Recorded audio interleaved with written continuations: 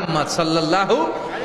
আল্লাহ বললেন না না, উল্টা পাল্টা আবদার করো না, ওই নবুয়তি দিয়ে দেয়া হয়েছে। ঈসা বললেন ওকে, আমি পড়েছি ইনজিলের মধ্যে ওই নবীর উম্মতদের এত মর্যাদা, বনি ইসরায়েলের অনেক নবীর চাইতে নাকি উম্মতে মুহাম্মাদের মর্যাদা অনেক বেশি হবে।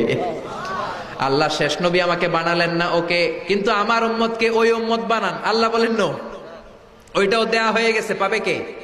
বিশ্বনবী পাবে। বিশ্বনবীর উম্মত আমরা হলাম উম্মতে মুহাম্মাদি। আমাদের মধ্য থেকে যারা আলেম হবে, হক্কানি আবেদ হবে, আল্লাহর ওলি হবে, বনি ইসরায়েলের অনেক নবীদের চাইতেও তাদের মর্যাদা বেশি হয়ে যাবে। সুবহানাল্লাহ। এবার উনি চোখের পানি ছেড়ে দিলেন। আল্লাহ দোয়া করলাম আমারে শেষ নবী বানান, বানালেন না।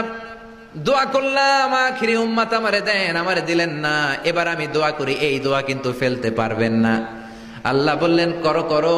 সাইয়েদনা ঈসা বললেন আল্লাহ, তাহলে আপনি আমাকে এই পৃথিবীর মধ্যে ওই নবীর উম্মত করে আরেকবার দুনিয়াতে পাঠানো লাগবে। সুবহানাল্লাহ। কবুল করে নিল কে?